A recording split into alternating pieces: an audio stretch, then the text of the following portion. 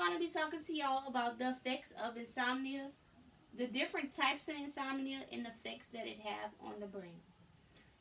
There are at least four different types of insomnia that I learned about.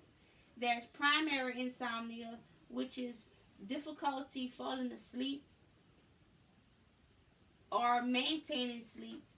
There's onset insomnia, which means trouble initiating sleep, like you have trouble falling asleep.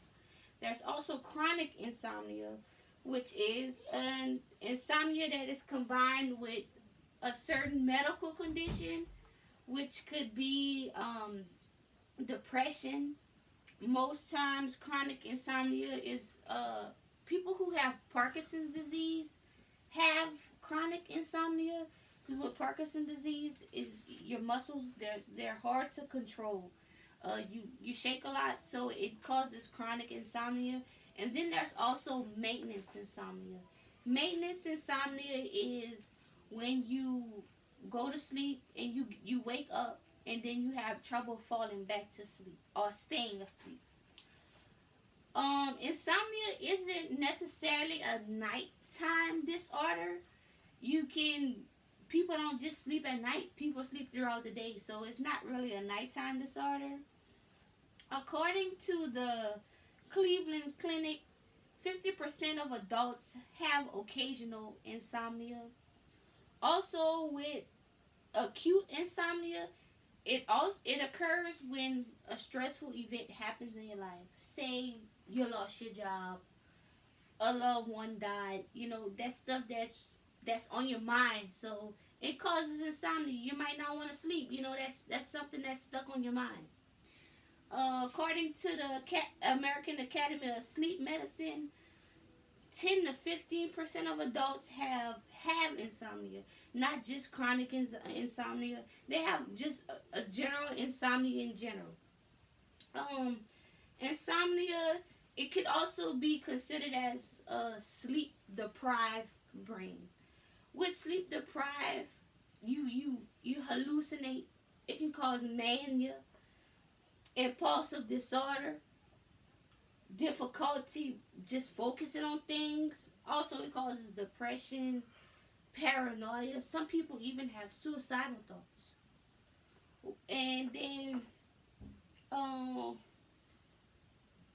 with the effects that insomnia have on the brain, it's hard for you to concentrate. Inability to concentrate, which means you have to focus when you do something. You focus on doing things. So not sleeping, that messes with your mind. It also stifles your creativity. There are a lot of creative people in this world. If you don't get sleep, how are you going to be creative? And then insomnia also causes short and long-term memory loss. With short-term memory loss, that's something that's like, oh, I forgot to do this. Oh, I forgot to do that. But with long-term memory loss, like, you forget your name. If you have kids, you forget their name. You forget where you're at, your address, who's your mom, who's your dad, stuff like that. But chronic insomnia also, it stifles, like, your plasticity. And then a study shows that people who actually get enough hours of sleep, they're more productive than somebody who doesn't sleep at night. Say one day you go to work and you have insomnia, and if you come across a problem, like people who have enough sleep, they'll click into their long-term memory. They'll try to figure out what they need to do to get that problem solved. As far as if you suffer from insomnia, it might be a little difficult for you to try to think of a easy solution to solve the problem. And then with this diagram that I have here, this is a relaxed brain. The blue that you see here, that's normal activity. That's like what you need, like the activity in your brain. This is just a relaxed brain. As far as with this insomnia brain, this green that you see, this overactivity. That means that is your brain is working too much. Orange is anxiety. With this frontal lobe, with your frontal lobe, that's where you carry all your memories. So when you suffer from insomnia, it's hard for you to use those memories. It's hard for you to use that, and then when you suffer from insomnia, it's just difficult.